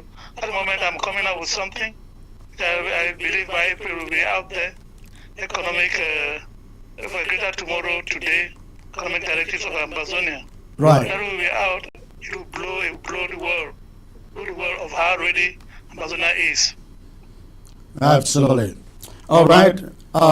Thanks for the call. You're welcome. Okay, the phone line is open, ladies and gentlemen. Go ahead and call. Go ahead and call. If you are in Bamenda, I particularly would like to hear from you in Bamenda to know a little more what you know about the fire incident. All right. Hello. Hello. Good evening, sir. Where are you calling from, please? This is James calling from Bamenda town. Calling from Bamenda town. Okay. Tell me a little bit what you know about the fire incident of yesterday. The fire ignited in a shop. So when the fire started like that, I don't know if they needed to call for the firefighters. It's like when they call, they delayed to come. So the fire started in just a single shop. It sparked from a single shop. So from there, had it been they stopped the fire from that one shop, we wouldn't have an incident. So For how long did it take? For how long did it take? For how long did it take for the firefighters supposedly to arrive at the scene? Yeah, I do sell this local fuel beside the hospital roundabout. Okay. Yeah, so when the fire started, if the flame was so rampant in a way that, in fact, the fire was about 45 to 60 minutes, that's close to 1 hour before I learned that one of the firefighters bunker came and then was struggling when the fire had already sparked and was beyond control. Terrible. I understand one person was killed. Any idea if there are other casualties? Yeah, not only one person, I think there should be about two. They were struggling to steal. Oh. So due to the anger that people were having, they just fell on him. Oh, they beat him to death. Yeah. Right there, because white people were struggling to quench the fire. He was struggling to still get away with some materials. Now, do we know what this shop from where the fire originated? Do we know what they were dealing in? What kind of goods they were selling? I will not really know, but I was told the fire started in that shop. When it's showing that maybe it was a short circuit. It was caused by a short circuit since the fire has been electrified. The market has been electrified poorly, and then so maybe it was a spark that occurred from that one shop. Mm-hmm. I don't really know what's so in that shop, but it started very small. It could have been taken off for 30 minutes, but I don't know what happened. That the fire had to. It's like when he met those wine shops, the flame was now getting mad.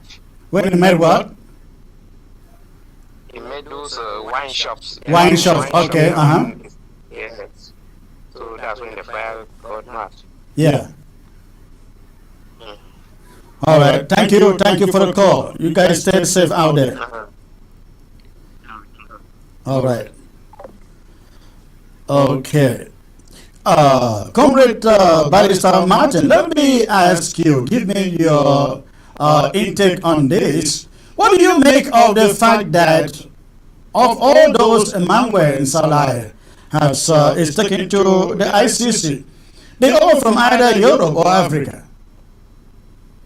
Perhaps, they've already accused him for filing frivolous cases in America. There, he thought perhaps somebody might take him to court and say it's a continuation of all the frivolous cases he's filing around the world. So he thought it wise to just leave America for the time being because that accusation has already been made in the courts in America. He thought somebody might pick on it, therefore he decided maybe he just go to a new terrain, pick people in Europe, South Africa, Africa, and the rest. He avoided America for the time being. That's my take. Because there are many people in America he can add on the list. Of Thousands, course. if he wants. Of course. Yes. So Maybe also he's also a little being smart to the fact that America is not a signatory to the Rome Statutes, right?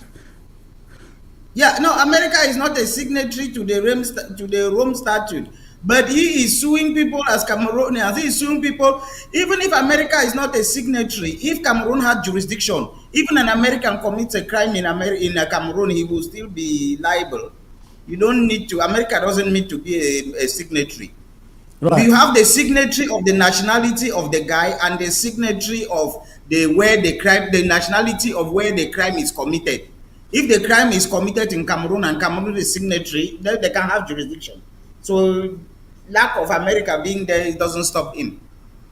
Yeah. Let's hope that Mark, you want to say something there?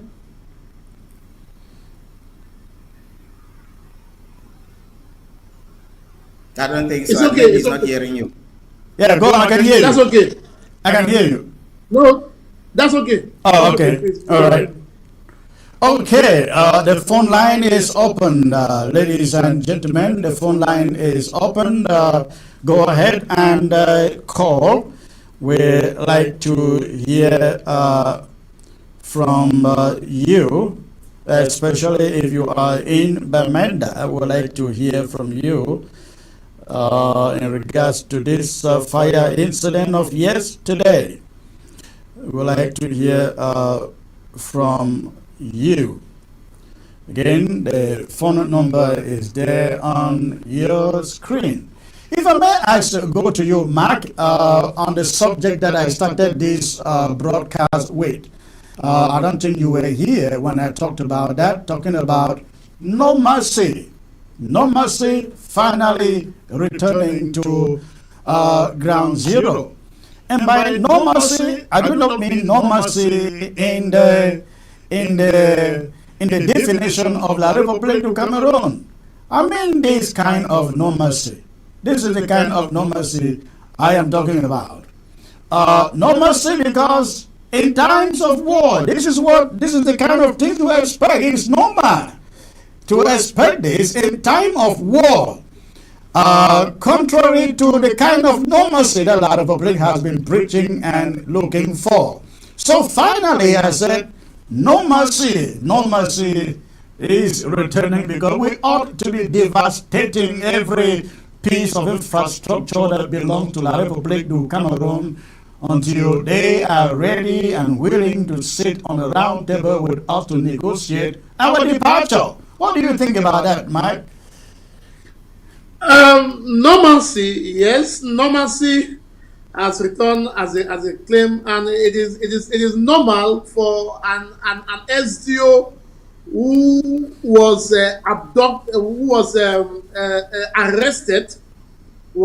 arrested on his way, and fortunately for him escaped. It is normalcy when what happened in Cambe, the so-called Cambe that has been preached as the heaven in Amazonia. It is normalcy when Boya and Fako also fell down to the 3 days lockdown that was declared. It is normalcy when citizens in Kumba forgot the so-called 11th of February. It is normalcy when few days back the road leading Kumba and Boya, they were all stranded because of a gunfight. So, like you said, and also look on the screen. It is also normal when people who are supposed to tow the line in Amazonia and they are being punished for not towing the line.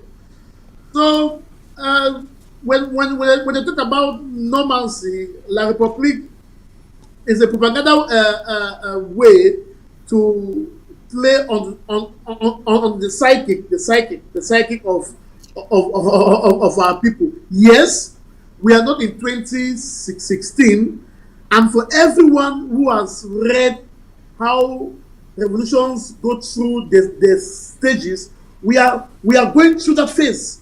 We are going through that phase. We are going through that phase. There will be time where, like our people have experienced, where they couldn't go out because it was daily, day out, daily, day out. And as time keeps on going, different strategy comes up on how we are fighting the war. So, La République, I'm sure they have seen the normalcy in the past weeks across the 13 states in Amazonia. Look at, they used to claim that Boyo, Bukontija, all those areas were quiet, but the last few weeks has shown otherwise. It has shown otherwise, and they are using what is happening in Fako to highlight or to show that is something so, but it is not, because just down in Meme, it's a whole different ball game. In the communities, it's a whole different ball game. Yes, they have somewhat upper hand in Fako, because how many military bases do they have in Fako? Just in Victoria. Just how many military bases do they have there? So we will get there. So they can claim normalcy for all we care. If they are not feeling the pinch of what our forces are doing, they will be sending guys like NSAHLAI, to come up with frivolous claims just so they can buy them time and buy them a political position. Yeah. Yeah, but even talking about Victoria, all those camps were there when Sonara was brought down, and that is to say that if they think they are invincible because of the presence of their military all over Amazonia, they're wasting time. One thing they have done. Hold on a second. Hold on a second there. One thing they have done is build camps, all military camps all over Amazonia, camps that did not exist anywhere before. And yet, on a weekly, daily basis, Amazonia restoration fighters continue to defy those camps and carry out actions that tell them you have no normalcy here. Are you aware? At least one. Barrister, you want to come in? No, I just wanted to mention, to call Comrade Chris' attention, that since 2007, the month of January 2024, in terms of self-defense, has been the busiest. We have not had any month since 2017 that had so much activity as the month of January in 2024. So when somebody talk of normalcy, when normalcy where? The whole of January was back to back. Right. We're having incidents back to back. There has been no month since 2017 as busy as January. If you go and check the statistics on what activity happened on which day, January was the busiest month. So when they talk of what normalcy now, what normalcy? Even February has not been light. February too is equally heavy. Just in the past days, you hear this, you hear Bafut, you hear this, you hear that. Just yesterday, they destroyed an ammo car in Bamenda. They did this with all the full content. Everybody died in around Alabakam there. They wiped the ammo car. They attacked the village of Alabakam. Every mother, child, everybody was in the bush. I think only a day or two ago, I saw that the restoration fighters in Fako blocked Boya Kumba Road. I don't know for how many hours that went on over for a full day. and nothing could go Yes. through. And La Republic soldiers, they have camps in Moyoka, they have camps in Boya, they have camps everywhere. They were nowhere to be seen. And the boys stood out there on the highway, shut down the road, and did what they wanted to do.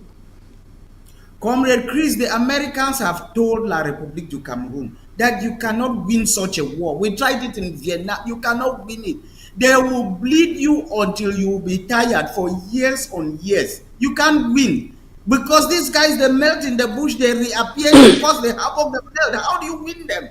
When do you declare? Akanganji has tried to declare victory 1,000 times. Oh, there is normalcy, just a few pockets in the bush. Then next week, what is happening is more than what he ever dreamt of. So La Republic can never win this war. The time the earlier it gets into their head, the better for them. It is costing them billions for nothing. And at the end, they still come back to the same table. Yes, Mark, go on, please. I will just read a portion, of one of the things that we've been discussing internally. I think it came up. I will just read it. Said, La République du Cameroon is planning to build a railway from Douala to Victoria. That's the plan. Okay. They are planning to build a railway from Douala to Victoria. That is the 2090 plan, I guess. So, Comrade Mark, they're building to carry what? Hold on. What are they building to carry? A railway to carry what? Carry oil and timber plus bananas. Oil. There is no oil in Limbe. What oil? Oil is in Rio Day, and the oil is being pumped. It's being pumped in through umbilicals into ships. So what oil are they coming to carry in Limbe? The burnt part of Sonora. Yeah, but if you want to carry Sonora, why don't you just do a pipeline and take the oil to wherever you are doing? You build a railway to carry oil? Well, that's maybe my terminologies. That is what they are planning. Not actually like a railway where train moves. A pipeline. A pipeline. Yeah, now you are talking. A pipeline, I can understand, pipeline. not a railway. Not a railway. Not a pipeline. A pipeline. Sorry, that's why I was alarmed that the economics is not adding up. No, the pipeline. No, they are free to build a pipeline ever. If Nigeria I may built a lot ask, of pipelines. Niger Delta boys put all of them down. What is the big deal? Of course, if I may ask, have they finished constructing Yaoundé Douala Road? Have they? No, the road is navigable. Vehicles are going and coming easily. Yeah, but they always did. But they were retiring, expanding the road, making it a double carriage lane from Yaoundé to Douala. Have they finished that? I'm not sure. They have not. I was last there 2016, just before this conflict started, and we are 7 years and counting, and they cannot finish. They cannot finish that little stretch of road in 7. Just imagine, you live in London, you live in Europe. They start a project and they can't complete it in 7 years. A road project, not any other, just a road project. They can't complete it in 7 years. They've not completed the ring road in 40-something years. So what is 7 years? They've been on the ring road for 40-something years. Yeah, right. So what is the big deal? 7 years is nothing in their calendar. So it's just a terrible situation. If they want to build their pipeline, let them go ahead and build the pipeline. But I'm hearing that they don't even want to repair Sonora. They are thinking of building a refinery in Kridi instead. I thought I read very recently that they had contracted with a Russian firm to reconstruct Sonora. Yeah, it might be. They're not doing it. They're not doing it. What happened with the Korean firm that was supposed to rebuild the seaport in Limbe, in Victoria? What happened to that one? Politics. First of all, Comrade Chris, Sonera is not of much value to anybody. Sonera can only crack light crude, what they call sweet crude, the one that has less sulfur. Sonera, with Cameroon in road and day, we don't produce that kind of oil. We are producing heavy crude. So they sell our crude, then they go to Nigeria that produces sweet crude. They bring it to crack it. They cannot crack serious thing. So at the end of the day, all those refineries will not be valued. Dangote has produced 6,500 barrel V5 E5 refinery, which will be totally compliant with all the standards. They will be pumping petrol along the coast of West Africa at a cheaper price. We cannot even compete. So spending money in Sonora will be a Well, waste of somebody time. is saying they started the Yaoundé Douala Road since 2014. 2014, Yeah. and we are in 2024. And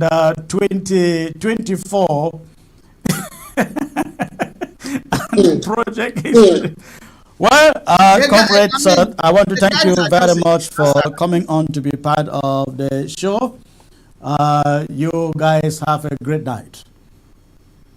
Thank you very much, Comrade Chris, and God bless Amazonia. All right. Comrade Martin, thank you for being part of the show. Thank you. All right. Okay, ladies and gentlemen, I still have about 5 minutes. 5 minutes to be here. If you want to call, you have the phone line there open. Go ahead and call if you can. If you can, go ahead and call. If not, we will call it a night. Hello. Hello. Hello, Comrade Chris. Good evening. Good evening, sir. Where did you call from? Always from Ganzero, the land of Nogozum. Wonderful. Wait today for your mind for tell us. I don't want to congratulate you all for the show and always the way it pass. And my contribution now only for that, no mercy, no mercy, no mercy. We see how the no mercy passport. Yes. Yes. So I want to now say, now maybe are there somewhere for the Republic, but I am precisely from Buikonche. I want to now say, for their city like Yaoundé, it be rotten. Now rotten, put them now rotten things. We have seen it. Why they never take all that construction for build their city, for arrange their city? They go western for war zone, for blindfold people, their eyes say, for the war say, no mercy, they come back. Why? May I tell you some story, firepower? It will be some year, some delegation come out from Nigeria for come make some meeting for Yaoundé. May I tell you, that year I'll be there with my brother for Yaoundé. You know what will happen? Those delegations from Nigeria, they come make like 2-3 days for Yaoundé, but one day, some certain day, they don't say, may they carry them go town, may they see how the town they no say, that Yaoundé na capital town, na the city for the Cameroon. They will be surprised because it will be like village. The things that they will still go to city, the capital town. Yes, they talk to somebody, may take them, may they go see how May they go see capital city, where them there for capital city. Where they there for capital city, for corner presidency. These people, you know, these French people, they no get head, long they no get shame head. They think no shame join them, because if you go actually go for Yaoundé actually now, you cannot move as safe as possible. No mercy, no mercy. May they come no, may they begin come make no mercy. They don't see the result. Now losses upon losses. Meanwhile they try for fix their own part of the country and allow us with our own so that we may construct our country. Yeah. Why All we right. may reconstruct the yeah. All right. Thank you. God bless. We will keep firepower on their mob like that until they will tire and leave us alone, so that we may live free in our blessed country, Amazonia. All right. Thank you. Thank you for the call. Thank you very much, firepower. All right. Okay, I guess with that last caller, we will call it. Let me get to the person. We don't accept video calls, sir. You have to call on audio. All right, all right.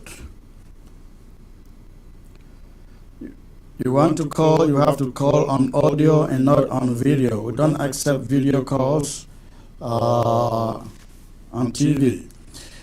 With our last caller, I guess we're going to call it a day here. I like to thank you for staying put, and let's keep the firepower going on. Let's keep the firepower going on.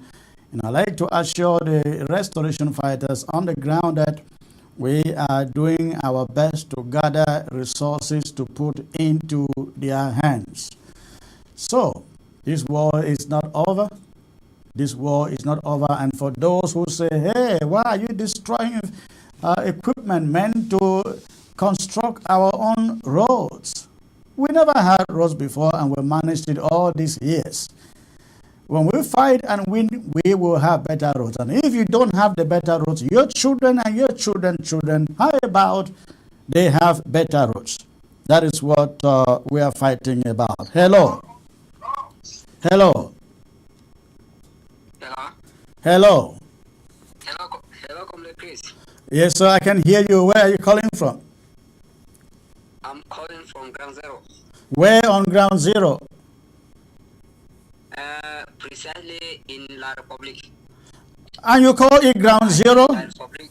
Ground Zero is not La Republic is not Ground Zero. Ground Zero, Ground Zero is Ambazonia. Okay. I'm calling from La Republic.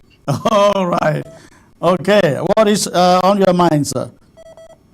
Yeah, I want to thank you for the good work you have been doing, Comrade Chris. Keep on.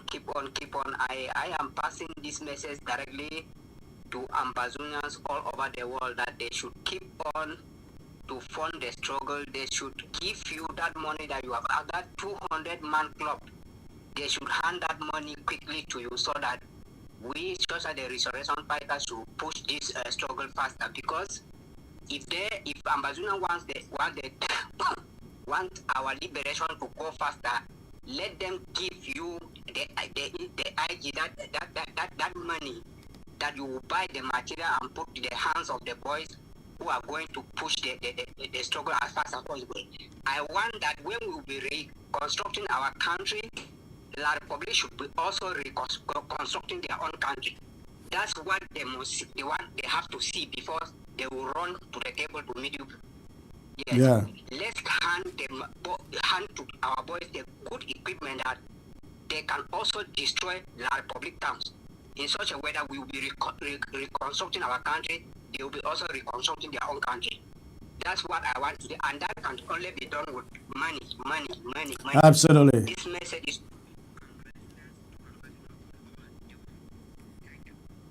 All right. Thank you, sir. You have a great night. All right. Talking about the 200 Club, ladies and gentlemen, I continue to make the appeal. You can see how Ground Zero feels about it. They know that without funds, there is nothing that we can achieve on the ground. We launched this 200 Club. Hold the line, please. Stay on the line. We launched this 200 Club for people, 200 Ambazonians who can give us $1,000 each. And the club actually exists. We have a forum for that club. If you want to say, Comrade Chris, I will give you $1,000 to be a member of the 200 Club. Please text me, send me a message, and I will reach out to you subsequently. Again, the club is actually there. Members of the club are there. They have only one goal: to put in $1,000 between now and the end of March, so that we can carry out some specific projects with the restoration fighters on the ground. So please, I'm appealing to you, join the club with your $1,000. You're not paying the money to Chris Anu, it goes to the treasury of Ambazonia. So if you want to join, text me, send me a message, and I will get back to you as I receive it. I'd like to thank you once more for tuning in and being part of the broadcast tonight. We are going to end it at this point, and I look forward to coming back to you next week. You have a great night. See you soon.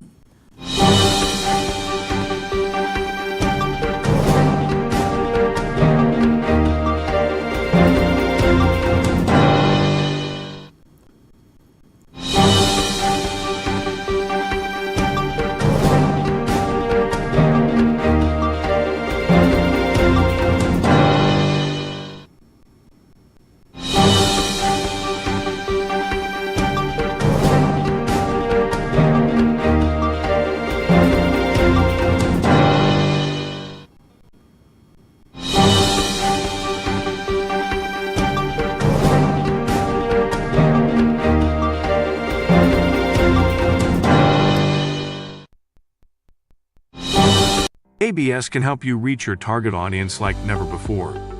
Advertising on ABS, you'll benefit from our extensive reach and dedicated viewership. We offer special advertising packages during primetime slots and popular shows. You'll also be featured on our social media platforms, reaching an even wider audience. Don't miss out on this opportunity. Take your business to the next level. Contact our advertising team at absafricatv@gmail.com. ABS can help you reach your target audience